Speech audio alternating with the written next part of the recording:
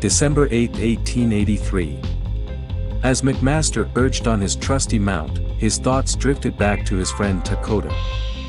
All the years that he and Dakota had spent plying the dusty trails of the Western Territories came rushing back to his memory. He whispered to himself, saying, all Dakota wanted to do was to help people, and for him to die in such an agonizing way, this will not go unavenged. As he rode on toward Wilshin's lodge, a nearby owl let out a hoot. Will smiled and said to himself, no one could mimic the sound of an owl like old Dakota. I hope you found peace, my dear friend, wherever you are. Good evening, friends, and welcome to the Solo Gamers Club. Tonight we'll be starting the second season of my Alone in the Shadows of Brimstone campaign series. At the close of the previous season, Sheriff McMaster and Dakota rode into the town of Flam's Folly, seeking supplies. That evening, the campsite was attacked by a swarm of demonic hellbats and stranglers. In the chaos that ensued, Dakota became separated from McMaster. From out of the sky, a giant hellbat swooped down upon Dakota and carried him off into the pitch-black sky. McMaster tried to reach him, but the creature was too quick. A moment later, a guttural death scream echoed in the distance. With Dakota dead, McMaster fled into the desert. Without supplies or money, McMaster made his way south to Fort Landy, where he sold some equipment and purchased rations. Our episode opens with McMaster, now fully supplied, making his way southeast toward the river town of Wilshin's Lodge, his heart boiling with vengeance. Will McMaster has 345 XP, $45 in cash. He has 1 wound. He's got 6 rations, exotic herbs and bandages, his peacekeeper pistol, the old lantern from Dakota, his sheriff's badge, personal journal, and he's got 1 upgrade. That's his Frontier Justice upgrade. On the campaign map, we've got Will McMaster's currently at Fort Landy, and he's planning on trying to make his way towards Wilshin's Lodge. There are several missions currently available on the map. We have an epic quest at Wood's End, and that is the Legend of the Thunderbird epic quest. There's a Hellfire Succubi mission, Deadly Dreams, at the Devil's Fingers. And then we have a Blasted Wastes mission called Across the Desert Dunes. That's at the Ruins of Brimstone. And finally, at Griff's Pass, we have a Swamps of Death mission, The Lost Journal. So those missions would be available for Will McMaster to undertake in the future.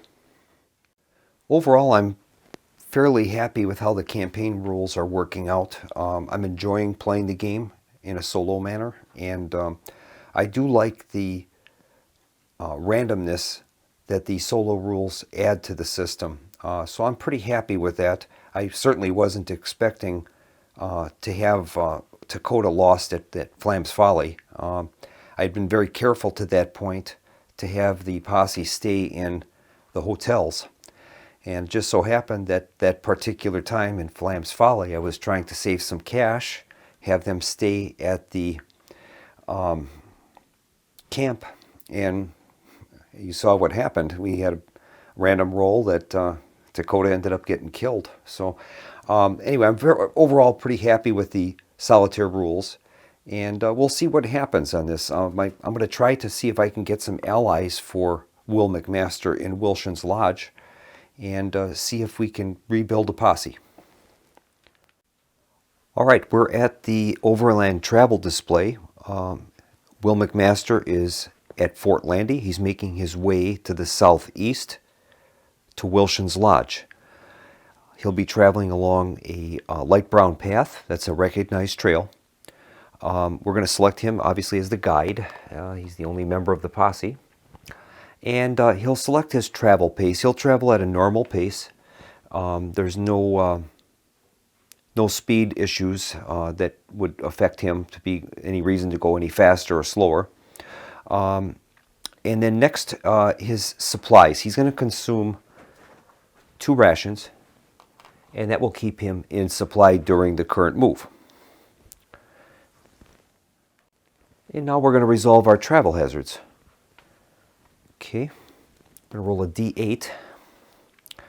And we are going to get a +1 bonus for all members being mounted. So it'll be a D8 roll +1, and we'll be rolling on the light brown column. Here's his roll. He rolled a 7. That's modified to an 8. That indicates there's no travel hazards.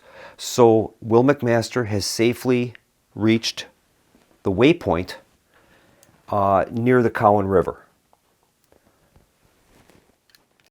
And he's going to continue on towards Wilshin's Lodge. He'll remain at a normal pace, and he's going to consume another 2 rations, so that'll keep him in supply. He has 2 rations remaining, and he's going to roll a D8 +1 on the light brown column. Here's his roll. He rolled a 4 that's modified to a 5, so he's going to have to resolve 1 travel hazard. All right, we're going to roll a D36 and consult the expanded travel hazard chart. For this roll of D36, the red die will be 10s, the charcoal colored will be singles. All right, here is the roll. He rolled a 61. All right, we'll look that up in the book. Hazard 61 reads, Indian Curse. Accidentally wandering into a sacred Indian burial ground, you realize too late the folly of what you have done. Every hero immediately takes 3 horror hits for each mutation, corruption, and darkstone they currently have, as they are terrorized by the vengeful spirits of the dead. Well, Will McMaster has finally caught a break, as he has no mutations, corruption, or darkstone, so that Indian curse will have no effect on him. And Will McMaster will arrive in Wilshin's Lodge. We're going to roll up that town, and we'll read in the atlas a little bit of the background of Wilshin's Lodge. All right, so Will has successfully negotiated from the waypoint into Wilshin's Lodge, and we'll read what the atlas has to say about that town. All right, and our atlas reads, Wilshin's Lodge is a town on the westerly branch of the Cowan River, and it serves as the jump-off point for the throng of prospectors and explorers that scour the inhospitable regions to the south of the town. Outside of the town lies the largest cattle ranch in the county. The ranch is owned and operated by a charismatic woman named Della Jewel Price. Ms. Price is well liked by the townsfolk, as she is always willing to lend a hand to honest people in need. All right, and I'll bring up Della Jewel Price's bio on the screen. And we'll go about next to create Wilshin's Lodge. Okay, Wilshin's Lodge is a river town.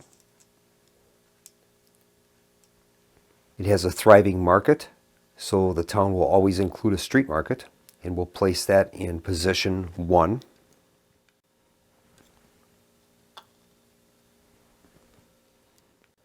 Another benefit it has is riverboat. A river town always includes the gambling hall as an extra location to the town, representing the riverboat itself.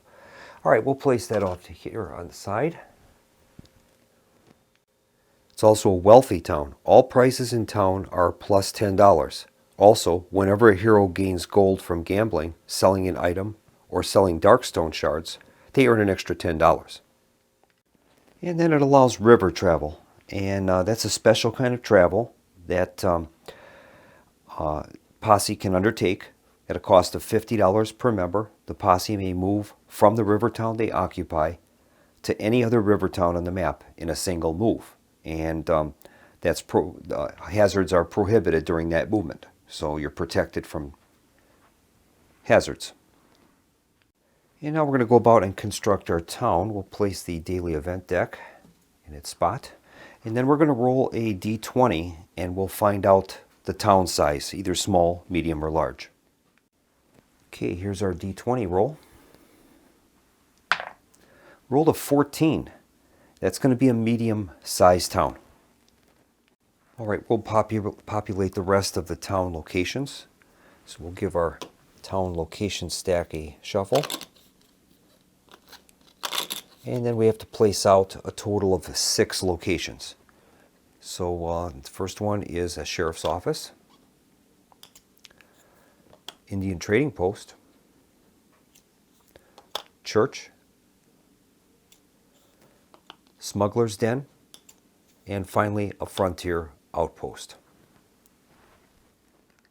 Now Rivertown also has some extra options that are available, and that's find work on the docks and Black Market Alley. Finding work at the docks, any hero can give up their day in town to work on the docks, loading and unloading cargo. Make a strength 3+ test. For every 3+ rolled, the hero gains $25. For every 1 rolled, the hero takes D3 wounds, ignoring defense, from the back-breaking and dangerous work. A hero may not work 2 days in a row at the docks. And then there's Black Market Alley. At the start of the town stay, roll 3 dice. For each roll, on a 1, 2, or 3, draw a gear card. On a 4, 5, or 6, draw a world card, and then draw an artifact card from that world. The items can be purchased at the street market on a first-come, first-served basis. Each item may be purchased at the cost of D6 times $25, plus the printed dollar value on the card. Treat the printed value as if $0 if none is listed. All right. We'll make a D3 roll then and see what items are available. Okay, they rolled a 1, a 2, and a 3. So those will be all gear cards. We'll draw 3 gear cards from the deck and see what we've got. Okay, our first card is Executioner Pistol. Gear, gun, pistol. Range of 6, 2 shots, +1 damage. $300 list price. Okay, second one is Dusty Poncho. Gear, clothing, shoulders. +1 health, +1 sanity. Ignore weather effects. $350 list price. And finally, bandages. Gain 2 bandage tokens. Discard this card. So those would have a $0 value assigned to them, and it would be the normal D6 plus 20 times 25. All right, we'll put those off to the side and keep those available in case Will might want to purchase those. And the first step in a town stay is to draw a daily event card. So we'll give these a quick cut, and we'll draw our daily event.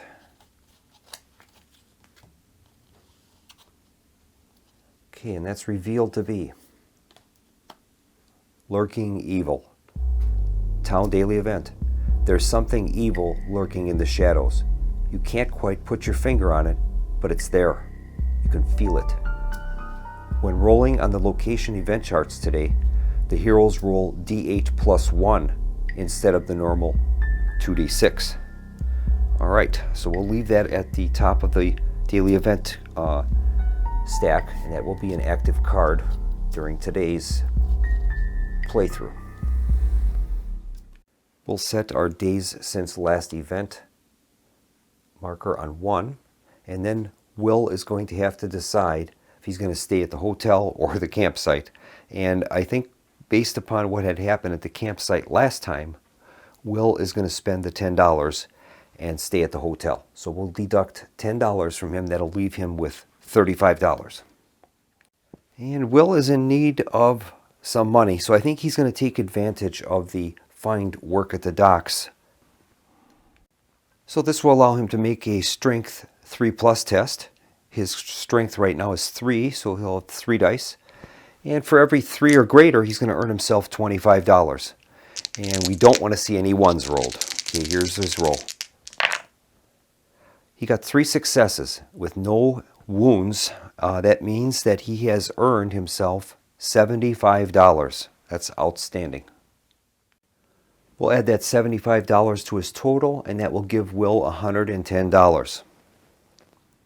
And now Will is going to get a free draw from the Rumor Cup, and we'll see if any information presents itself to him. Okay, here is his random draw in the Rumor Cup.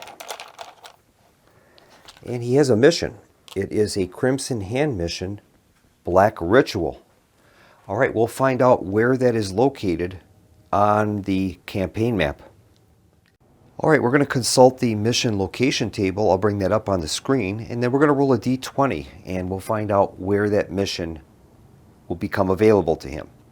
If it lands on a location where there already is a mission, we'll keep re-rolling until a location is rolled that does not have a mission. Okay, here is the roll, D20. Okay, we rolled a 20, and that's player's choice. So we can place that wherever we want to on the map. All right. Okay, and the Black Ritual mission reads as follows. Strange goings-on have been seen up in the hills around the old mines. Masked and hooded figures, clad in black, skulk around at night, and dark chanting can be heard, carried on the wind in the devil's tongue. Storm clouds gather in the night sky, and a quiet dread settles over the valley. There is dark magic at work here, and if left unchecked, unspeakable horrors may be unleashed upon the earth. All right, well, that's a fairly good mission. I think we're going to place that close by. We'll place that in the ruins of Fort Thompson. That'll be within a day's, or I should say one travel cycle's worth of Will's present location. So we'll place that in Fort Thompson. Okay, then it's at the close of the day, so we're going to make a end of day roll. We're going to roll a d6, and if that die roll is equal to or less than the days since last event, there will be a town event.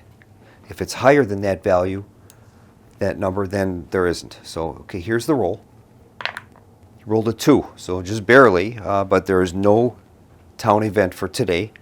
And then each hero must decide if they're going to remain in town for another day or if they're going to leave.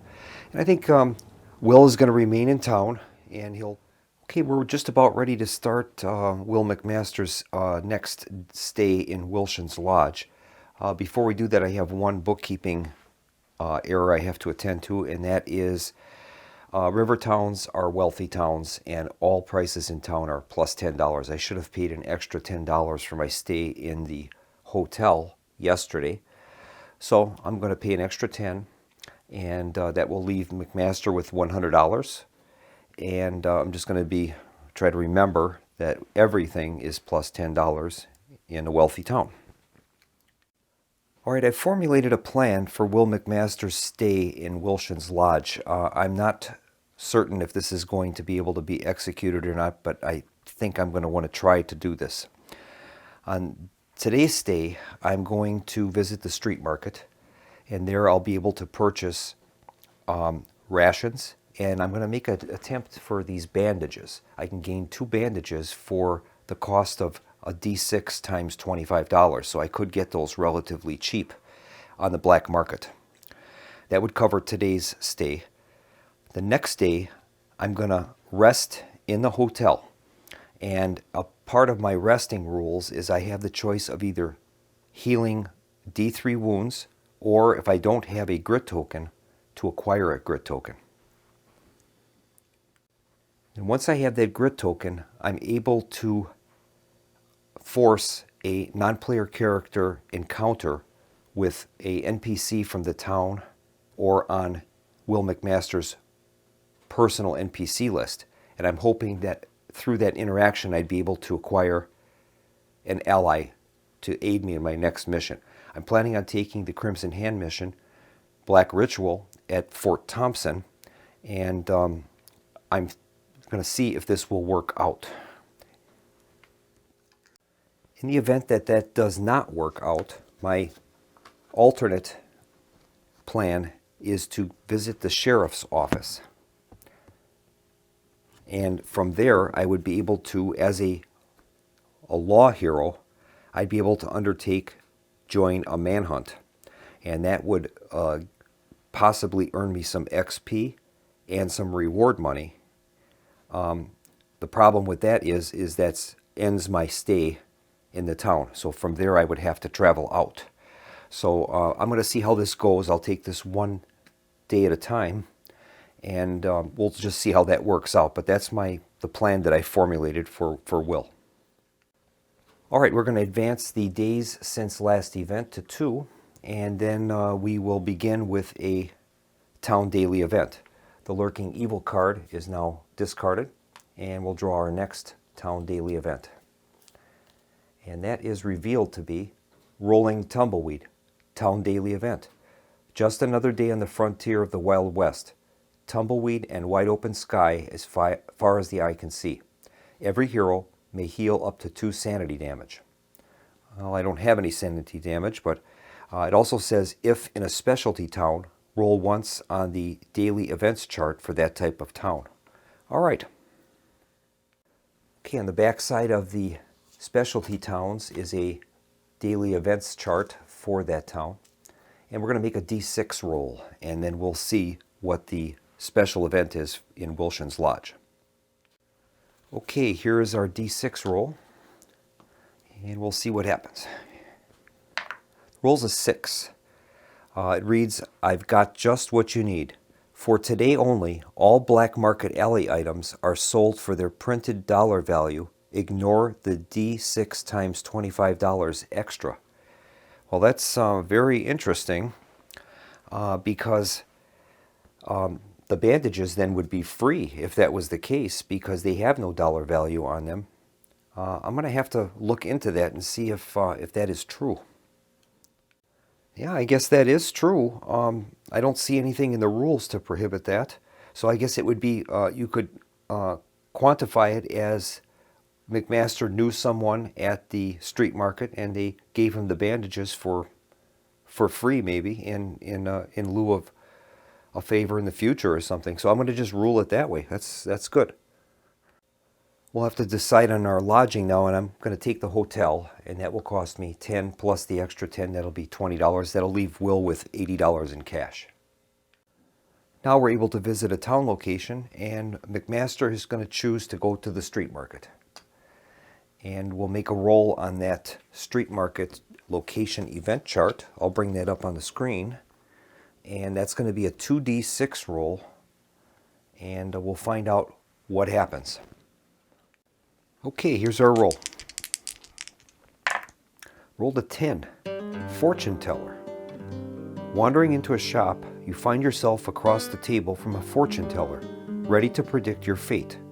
You must choose the path of glory. Next adventure, you may re-roll 1 defense roll per turn. Or the path of fortune. Next adventure, you are at half your maximum health, but you get a revive token that only you can use. If you still have this revive token at the end of the adventure, gain D6 times $100 and D6 times 50 XP. All right. And I suppose I'm going to choose the path of glory. Next adventure, you may re-roll 1 defense roll per turn.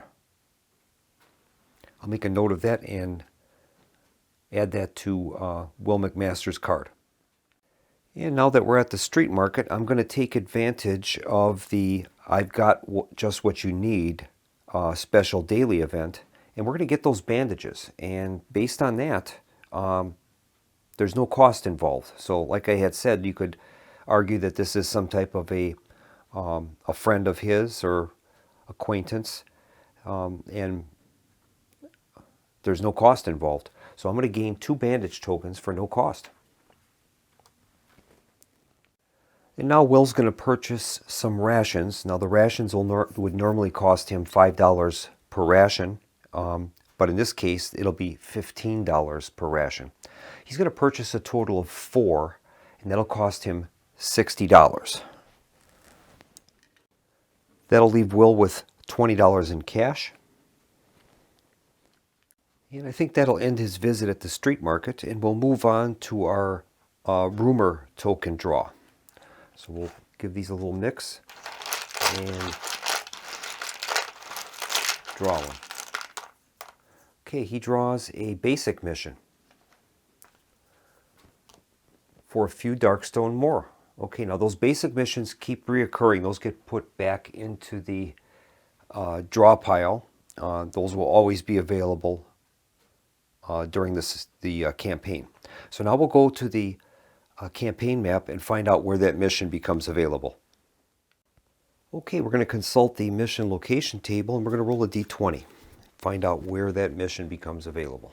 Okay, here is the roll. We rolled a 3, and that is the Hellmouth. Okay, that's north of the ruins of Brimstone. So we'll place that mission on the Hellmouth. All right. And that's going to conclude the day, so we will end up with making our end of day roll. And we're going to roll a d6 and compare that with the days since last event. This will be a d6 roll. If we could roll a 2 or less, we're going to have a daily event. Okay, here is the roll. Rolled a 4. Okay, so we're okay. There's no event. And we'll move that marker up to 3 now. And then we have to decide if we're going to stay for another day. And I'm going to think this out. We could either leave town and go and start our mission in Fort Thompson. That's the Black Ritual Crimson Hand mission. But we don't have any allies yet. So I'd have to do this alone. We would have 2 revive tokens, but I don't know if that's enough power. We'll have to think about this. I've decided to stay one additional day in town. I'm going to make a visit to the sheriff's office, and while there, I'm going to undertake the Law and Order special missions, Join a Manhunt. It's free.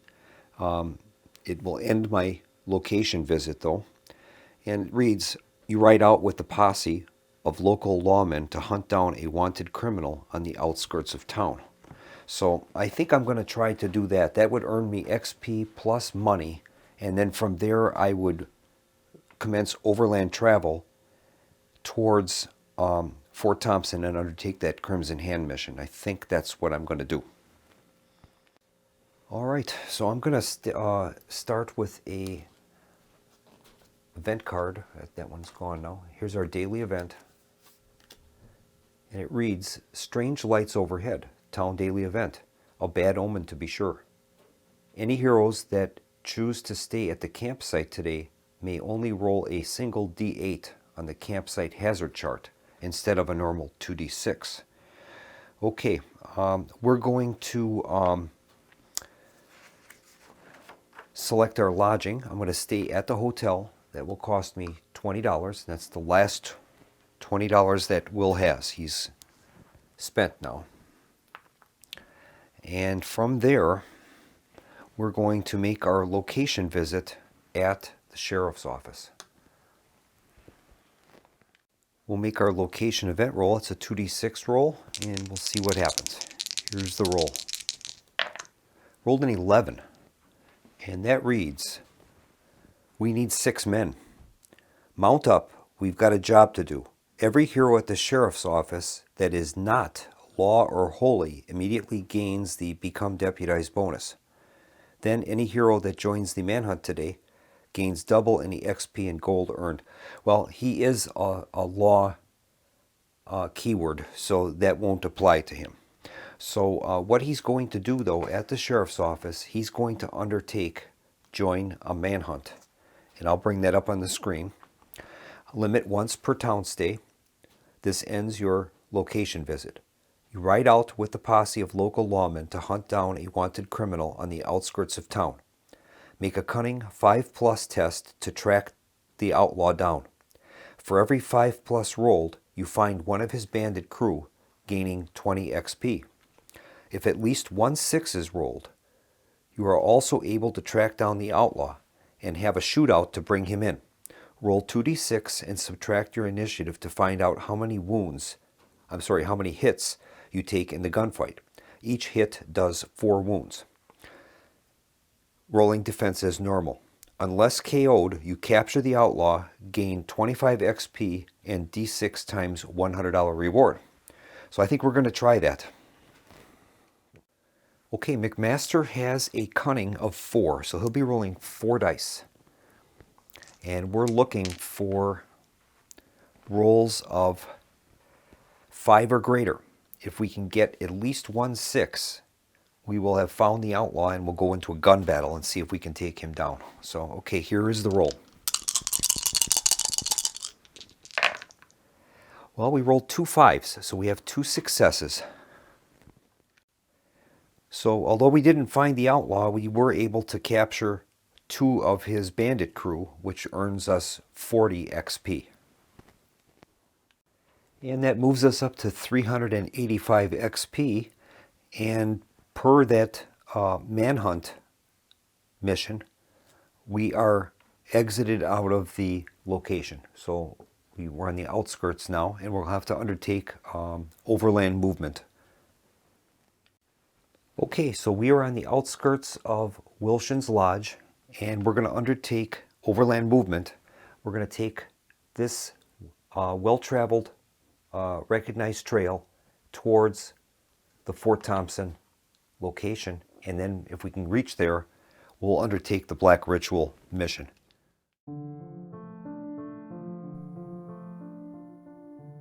While in the river town of Wilshin's Lodge, William McMaster has stumbled upon the existence of a nefarious occult society known as the Order of the Crimson Hand. This organization is ancient, dating back to the days of the Babylonian Empire. The Order of the Crimson Hand has operated clandestinely, growing within the dark shadows as the world's civilizations have waxed and waned throughout history. They are a subversive society that was formed from the ruling class of the Magi, which served as the soothsayers, magicians, and advisors of Mesopotamian kings.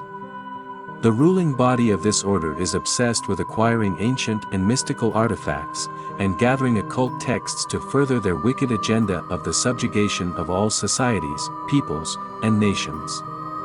They will stop at nothing to achieve their mad desire for wealth, power, and eternal life. McMaster has heard stories about mysterious masked and cloaked figures dressed in black and crimson robes, skulking across the countryside.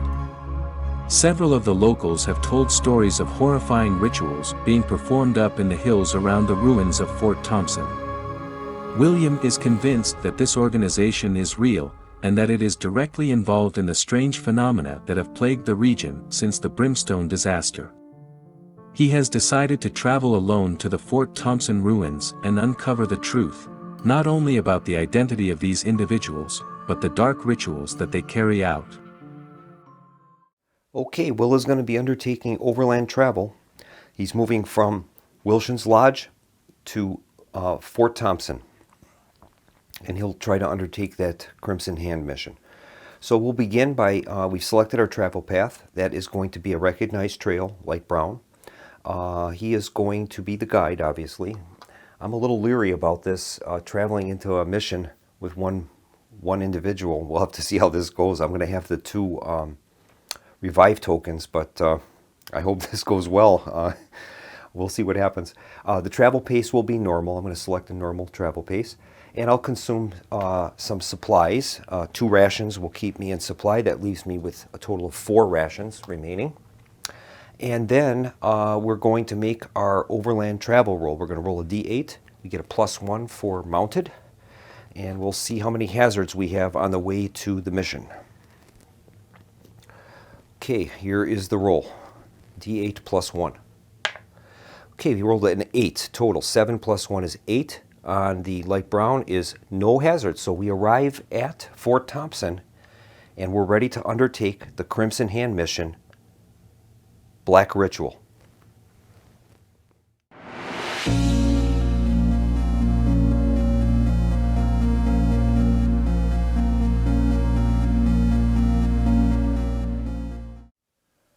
So Sheriff McMaster has reached Fort Thompson, and he's going to be undertaking the Crimson Hand mission, Black Ritual. The date is December 16th, 1883, and we'll be beginning the Black Ritual Crimson Hand mission. It says setup. Mission uses the standard setup. The hero starts at the mine entrance as normal. So we're going to place McMaster in the designated spot. As he is the only hero in the mission, he's going to receive 2 revive tokens. Per the scenario rules, when we begin a mission, we should consult the withheld missions table. I'll bring that up on the screen. You'll notice that there are 2 Crimson Hand missions, Captured and Feeding the Beast. Those missions have been withheld from the Rumor Cup because those missions need to have a context behind them to introduced them into the campaign. And now that we're undertaking a mission against the Crimson Hand, these missions are valid now. The one exception is going to be this captured mission. I'm going to bring that up on the screen and you can take a look at that mission.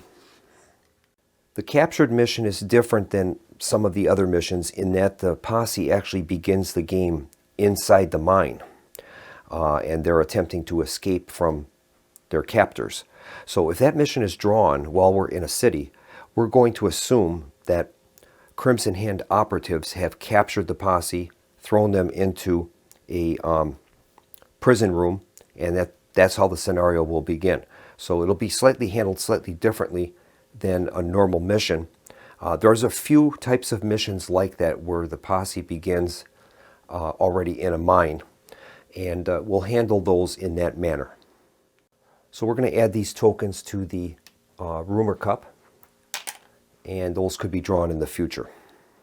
Okay, and we'll continue on with the setup for the Black Ritual mission. The mission goal is the heroes must find the ritual chamber to disrupt the occult ceremony before the Crimson Hand can complete their Black Ritual.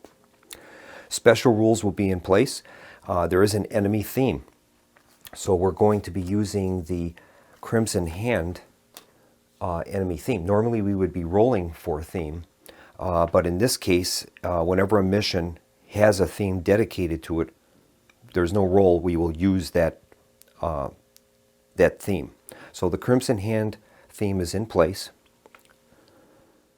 And there's another special rule called breaking down barriers. Anytime the heroes find a clue icon, the Crimson Hand's Black Ritual has broken down another barrier between the void and our own reality.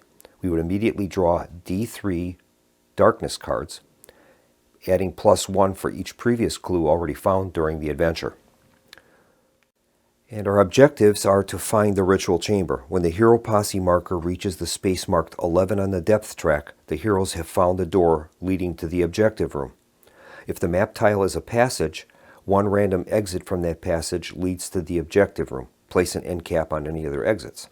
If it is a room map tile, resolve the exploration token, but ignore any door or gate icons, as there is only one exit from this map tile, leading to the objective room. Roll for door position as normal. Once the encounters or attacks have been resolved, attach the ritual chamber map tile to the final door as the objective room. Note that if in an other world, use the other world side of the ritual chamber as the objective room instead. As a part of the setup rules, we've already removed the ritual chamber card from the map deck, as that is a special room for this scenario. And if we're able to complete this mission, the reward is that we're able to draw 2 extra loot cards. If we fail, that creature that is summoned is going to rampage across the countryside, and D3 +1 buildings will have been destroyed in the nearest town. And that nearest town is going to be Wilshin's Lodge. So we'll have to keep in mind now that Sheriff McMaster has 2 revive tokens, and he also has the Path of Glory from the fortune teller that he obtained in Wilshin's Lodge, and that allows him to re-roll 1 defense roll per turn. So we'll have to keep all those things in mind as we play. Well, the mission is ready to start. We're going to end the video here, and the next video will begin with the action inside of the mine. And we'll see if Sheriff McMaster is able to get to the heart of this Black Ritual. Thanks for joining me for this first episode of my Season 2 playthrough of Shadows of Brimstone.